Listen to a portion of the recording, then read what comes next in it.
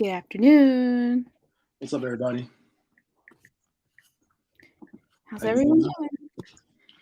Welcome back. We're live. Sorry again for last week. Uh, do some stuff with the children, so we missed our live. But we hope that you enjoyed the rebroadcast of. Um, so I got my child's cup today. See, No, it's invisible. wait a minute. Or, Ninja Turtles. yep. Uh-huh. It's not vintage. No, this is pretty new. Because these are the newer version. If I show you closer, you'll see this is not. Uh-huh. This is the more hokey looking version rather than the realistic ones we grew up with. Welcome everybody to Maximize Monday. Um, it's a good day to be saved, a good time in the Lord. We had good church yesterday. Yeah. Really good. Spirit's moving. Yeah. What was that noise? What noise? I heard a. Oh. This? Oh, that makes noise? Oh. What is that? I was rubbing on the speakers. He's rubbing on what? The speakers on my computer. Oh, that's probably why. Were you I nervous? don't know. Just doing it. Sound like you old school mix. Wiki, wiki. Wiki. Yeah. Wiki. Hi Keisha, how are you? Welcome. We are back live again. Maximize Monday. It is March the 13th. Yo, this year is going by quicker. Is it just me? No, it's zooming. It's zooming by. I'm like, It will be December before you know it. I know that's what you're waiting for, aren't you? Maybe because we're back to work like at least somewhat like we were before. Seems like it's moving faster now. Yeah. Since we're back in person more. Yeah. And I think too, I don't feel like we've had like a full winter. So spring is like what, in a week or so. So I feel like we just went through those months and summertime. Kind of disappointing. It just. I wanted a good snowball fight. Me too. Like where's the? Yeah. I mean, it's supposed to snow in North Jersey tomorrow or today. I can't remember. I think it was snow. We didn't get. They're saying tomorrow we might get some snow, but it's probably like a little bit. Maybe, but they got more snow out in California. Yo. Than we did here. Yeah, they're out there experiencing floods and stuff, man. It's crazy. It is crazy. I know there's a lot of debate, but climate change and global warming is showing to be a real thing. Yeah. Climate change. It's a real thing. And it's crazy how, two banks just shut down over the weekend. Wow. They're saying that hopefully it's just an isolated incident with these two banks. Because if something like this happens, if it's frequent, it means it's going to be somewhat like 2008 all over again. Okay. When the recession hit. But the president is saying that they're not looking to tax the people to bail these banks out. But we'll see how that goes. It's crazy how corporations, banks, and all of them can do stuff to collapse, to hurt themselves, and then the people have to pay for it. The people at the banks lose their jobs, like the lower people, but the higher ups get on the way out, get like $10 million bonuses, $15 million bonuses as the business is closing, essentially, and everybody else gets stuck with the bill. And like you said, the people, I used to work at a bank. I was a teller, and those people, they work so hard. It's so hard. But yeah. And all they get is, I'm sorry, you lost your job, and they can just kind of go at will. Yeah.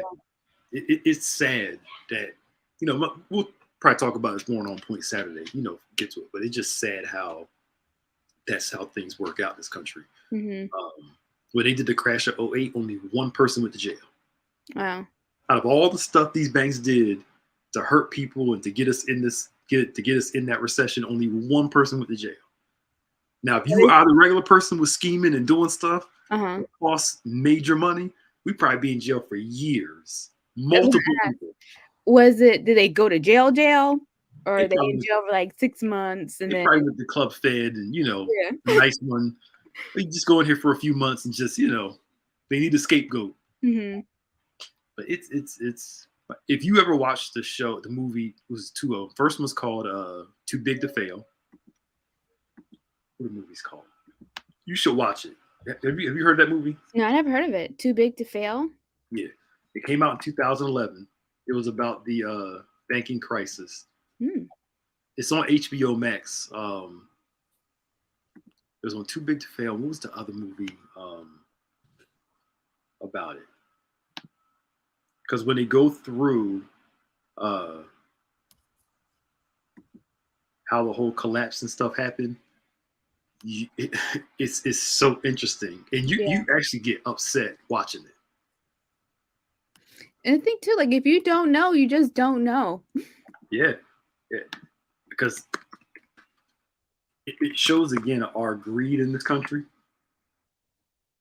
and how we do things and how it hurts the everyday regular person. I'm sorry, I know we don't usually don't talk about this stuff, but it Yeah. hurts the everyday person. Um, it's messed up. But yeah, go watch Too Big to Fail, and what's this other one that he did that was about it?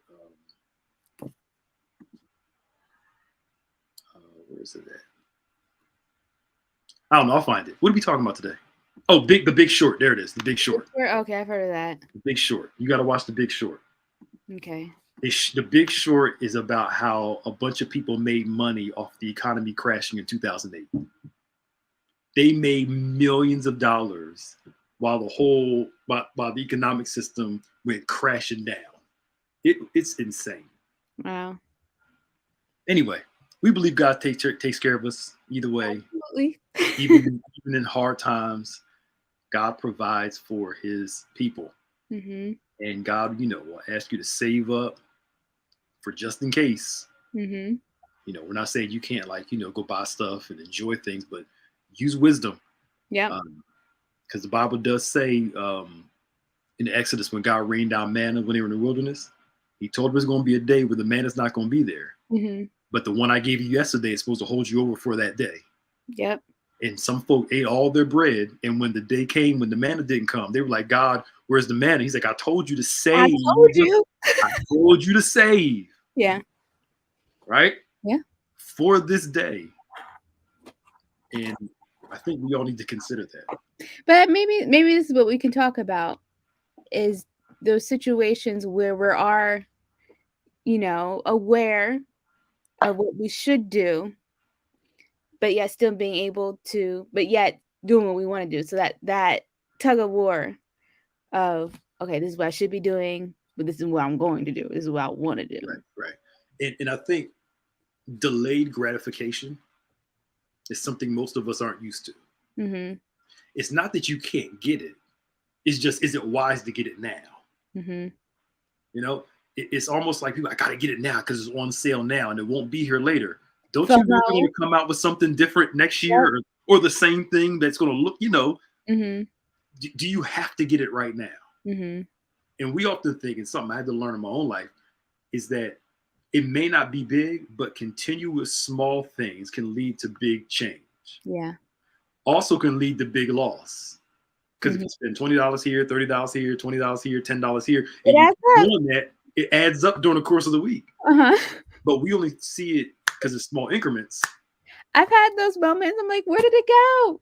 I Right. just got paid. Right. And then you check your account and you're like, oh, I went out to eat. Oh, I went and okay. bought some shoes. I went and Well, it adds yeah, up. it sure does. But Yeah. those small incremental things can either hurt you or help you. Mm-hmm.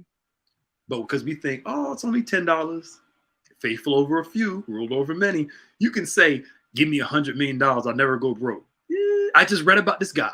Yep. You see the guy in Britain? Is he won the lottery? Yeah, he won the lottery. He won like what, Yeah. 11 million pounds, about $15 million our money. Mm-hmm. He spent it all on drugs and partying and lost all of his money and is back to working. Because again, it's not about how much you have, it's what you do with it. Yeah. Could you imagine somebody It giving hurts. you $15 million and you blow it? It hurts me just to think about it. They should really Yeah. put people through counseling on how to, like, not go overboard with these sort of things. Yeah, because I think I was watching I'm rewatching Breaking Bad again, and there's a line from Gus Fring, and he talks about how one has to learn to be rich. Mm, You don't have to learn how to be poor. And his premise was you have to learn how the mindset on maintaining it, and that when you hit success, certain things have to change. mhm, Steve Harvey talks about it a lot. He's like, look, when you reach a certain place of success, you can't go back to certain people and certain things. It's yeah, not that you don't like them or love them. It's just act like your life has changed. Act like it. It mhm, doesn't make you any less real. I'm yeah, not saying be bougie and act like you're stuck up, but you can't be successful and running around here acting like you were still a thug or somebody from the yeah, streets. Like come on. yeah. Yeah, and people have different views of what success is, and I think, it's sometimes you look at it and it's, going on red carpets and spending millions on, I don't know, Teslas or whatever a really expensive car is, like, Mhm. is those, outward things Yep. instead of what I feel true success is, being able to, pass things down for generational wealth and build more, you know? Delayed gratification. Yep. How can I build towards um, a future where I'm more comfortable later? Yeah. My wife, she likes HGTV and all that stuff and house shows. And Mhm. one day I just happened to be watching one of the episodes. Well, I was in passing, then I sat down and watched it because Uh-huh. it started off with this guy. He said, "Look, in my 20s and 30s and 40s, I'm going to work hard, save as much as I can, invest as much as I can, so he can retire early." Mhm. So he's in his 50s. He retires early in his 50s. Yeah. He buys this luxurious. It could be a vacation house and a living house by the water, and he's like, and it caught my attention when he said, "I'm gonna live sacrificially for a while, so at my older years I can live the way I want to live." And he saved up all this money, invested all this money, and bought this nice house Mhm. for him and his family when they come to visit. But I'm like, most people don't think like that. Yeah. His thought was, let me sacrifice up front so I can have this particular life I desire later. That's the key word. Sacrifice. Sacrifice. Sacrifice. People don't do that. They don't think, and I'm just making general statements. Like, they don't think outside of themselves. Yeah, yeah, and because it's always about what I want now, Mhm. keeping up with stuff. If you know you can't trust yourself, don't go on the website. Yeah. And again, I'm not saying you can't shop. I'm not saying that at all. I'm not saying you can't go buy things. Uh-huh. But if you can't trust yourself, don't even go into the store. Don't like Mm. it. Yeah.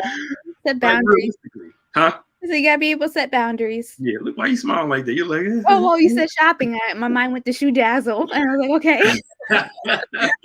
you're like, So, yeah.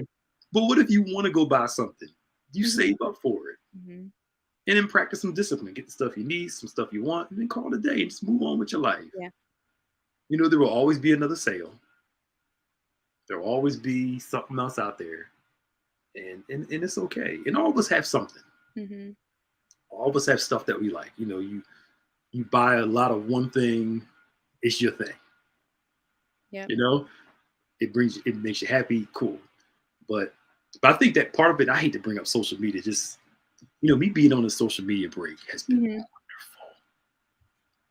I'm at the point now, right? I don't care. You see what somebody else thinks about this? No, I don't care. Right. Oh, I'm actually honestly thinking about probably part of me wants to almost come off. I can understand that. I When you take a break from it and you realize how calming life can be without knowing what everybody thinks about stuff or that constant stimulation, Mhm. it's different. Yeah.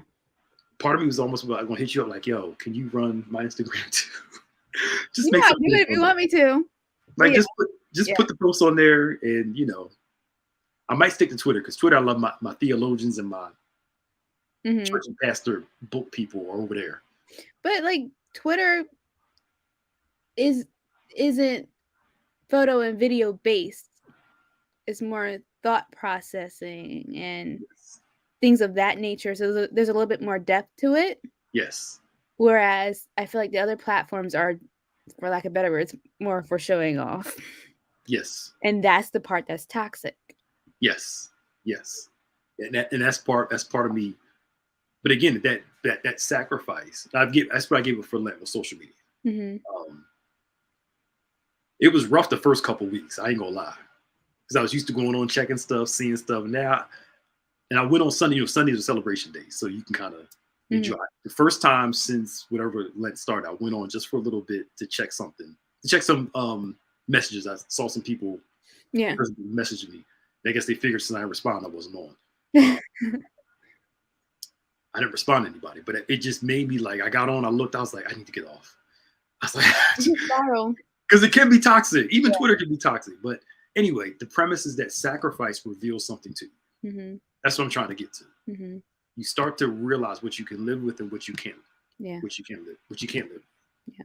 Some stuff we think we can't live without. You actually can. You just haven't tried to. Mm-hmm. I'm just saying. Do you think? Hey Donna, who's a VIP. Do you think that because things are more accessible to us now, it is crippling us a little bit in terms of, just being able to be normal, for lack of better words, and all that it just brings, social media and, just being able to be constantly connected to each other and Yeah. I mean, I think we so I heard somebody say this years ago. We used to go on social media to take a break from the world. Now we take a break from social media to enjoy the world. I can't somewhere along that line that you want to take a break from your life, from the troubles of your life, go on social media, have some fun. Now social media's become so crazy that you take a break from social media so you can enjoy your life. mm-hmm. That spoke volumes to me. And I remember when Facebook first came out, it was just purely fun. You go on there, you see people that you went to school with, when it was more of a college thing. Mm-hmm. It was cool reconnecting to people, and then it turned into, what it is now. Yeah. Right. And I think before you had to wait for somebody to get home for them to get your voicemail and call you back. Mm-hmm. Now there's that demand of, let me check my phone, make sure nobody's calling me, email, texting me. Yeah. There's a freedom in going out during the day, and I can't get to you until I get home. Now it's just, these things become prisons after a while. Mm-hmm. So I think accessibility can make us entitled, spoiled, and this generation has no patience at all. Yeah. I'm not talking about age. I'm talking about just the way the mindset is, because you're so used to getting everything. Mm-hmm. Click. Mm-hmm. And here comes God saying, patience and process. We're like, no. How dare you, God? Right. Right. No. Dana, that's good. That's good if you I've stopped using microwaves for the most part. First, because it's healthier to do oven. Warm your stuff up in the oven than a microwave. When you start reading this stuff, it really changes some stuff. I used my microwave this morning. I mean, I'm not judging people that use them. It just, yeah, when you start learning what some of the technology does, you kind of start using stuff less. Put it that way. Mm-hmm. I get that. So the patience of putting it in the oven, let it warm up. That's like, I haven't had a hot dog in like almost a year and a half. Yep. So good. I'm done with the hot dogs. But again, if you wanted a hot dog once a year, ain't nothing wrong with that. Every now and then, I'll want like a chili dog, or I haven't eaten a hot dog for a long time, but every now and then I'll desire like some fried bologna, something. I can get that pork roll. Yeah, some eggs and fried bologna. Make a struggle breakfast, but I think that a lot of our society is built off convenience, fast paced, get what you want quickly, And Christianity is full of slow down, process. You're not going to get everything you want right now. Mm-hmm. Or you may not even get everything that you want, but you'll get God's will done in your life in process and time. Plenty of times in scripture, God talks about his time, due time, which means it's not about when we want it. It's when he considers it the right time. That's what he makes everything beautiful in his time. And it's not until he does it that you realize why he made you wait so long to get it. Yeah. Then you're like, I get it, because if I got this 5 years ago, I would have messed it up. You weren't ready. You weren't prepared. Yeah, wasn't ready for it. Yeah. Yeah. And sometimes I feel like that's the hardest. The process of going through is the hardest. The struggle is real. But when you get to the other end and you have like your Oprah aha moment, it all clicks into place and makes sense. Yep. Yeah, and hindsight's 2020. Mm-hmm. You're a child. You can't wait to be an adult so you can have your freedom, go out and do what you want to do.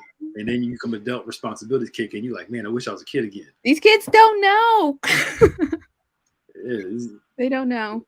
Something break before you just tell your parents, they pay for it. Now you older, something break, you got to pay for it. And Yep. Being an adult is overrated sometimes. I mean, don't get me wrong, freedom is wonderful. Yes. You know, to make your own money and spend it the way you want. Uh-huh. But there was a relaxation to knowing that you had somebody responsible for you. Mm-hmm. To take care of it. Yeah. But that quick pace. Mm-hmm. You know, we're doing it with our kids. With kids now in our generation. We're teaching about sexuality and stuff way too early. Stuff that they shouldn't be learning at those young ages. Yeah. And we wonder why we have this hypersexualized, this crazy thing about who I am and all that stuff like that growing up, because you're exposing them too early to these things. Most adults can't even properly form this stuff. You want a 5-year-old to form all this? Mm-hmm. I don't have the mind for it. Yeah. You know, we were growing up playing with toys at 5, 6. Now they're talking about twerking and all this. They're like, yo, slow down some. Mm-hmm. Expose them too early to stuff. Yeah. And it's really sad. It really is that I feel like they're not learning or having the opportunity just to know what it feels like to be a kid. Yeah. You know? Yeah. They have to grow up. They're exposed to too much. And I agree with this. One person said, kids shouldn't have social media until they're like 17, 18 years old. Their minds are formed to... Because it's too much. I watch how my kids with YouTube sometimes and just watching videos in there.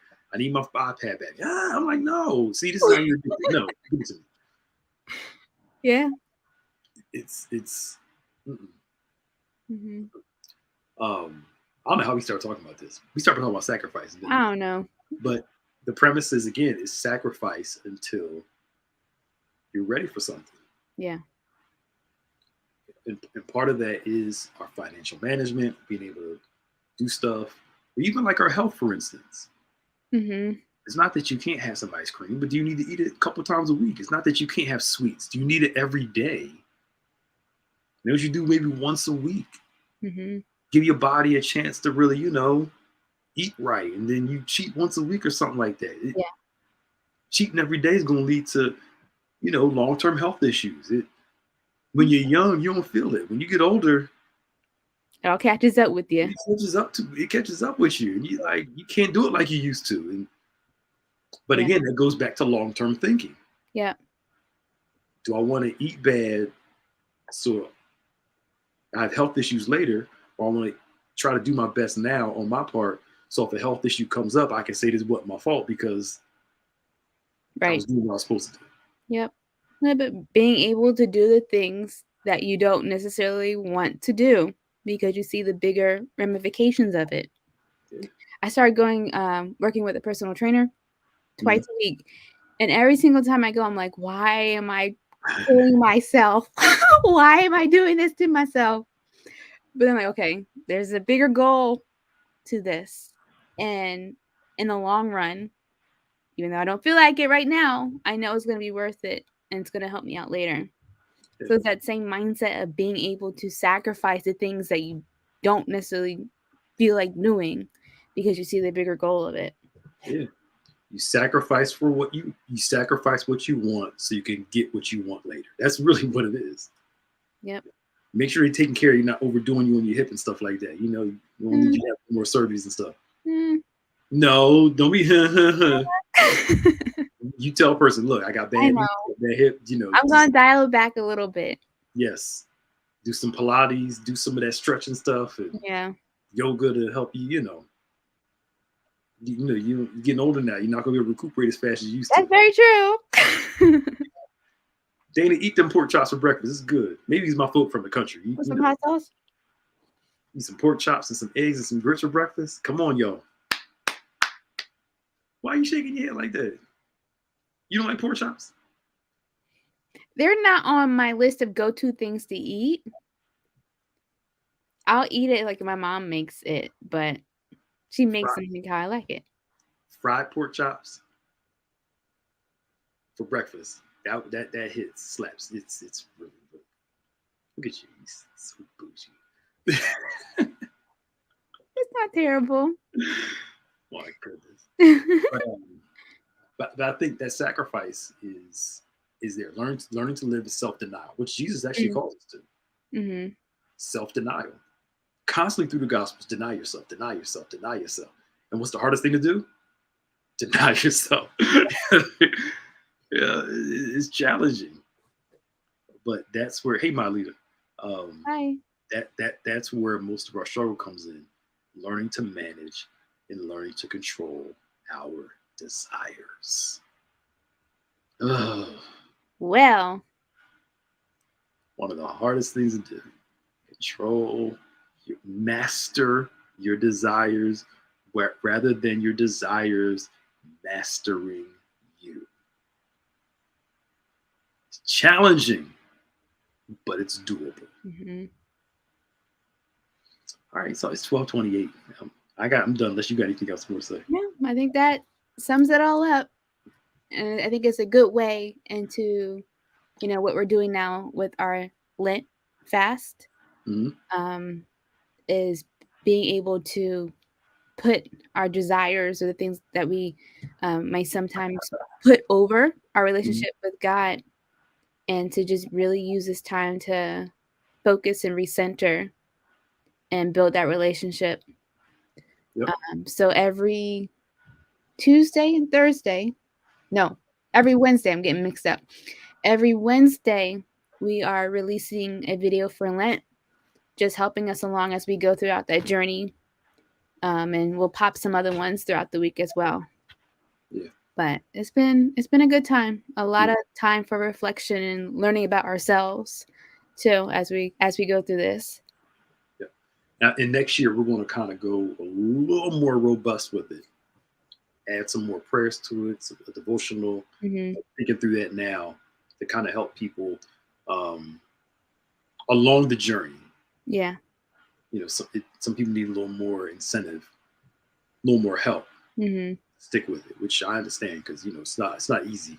No, it's not. It can challenge your commitment. Not supposed to be easy. Yeah, it's not supposed to be easy.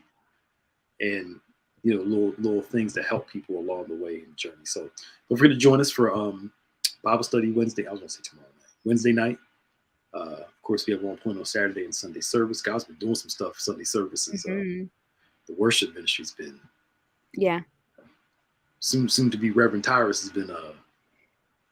Look, they did a sound check yesterday before church started, and I almost started running around that building. Yeah. It's good. That spiritual dimension is it's kicking in. Mm-hmm. And people are really enjoying it, and so we can't wait for that. Easter's coming up very soon. We're doing our first fruit for Easter Sunday. It's an additional tithe or $100. I'm like, Easter's like less than a month away. I'm like, geez. Mm-hmm. So we're getting ready for that.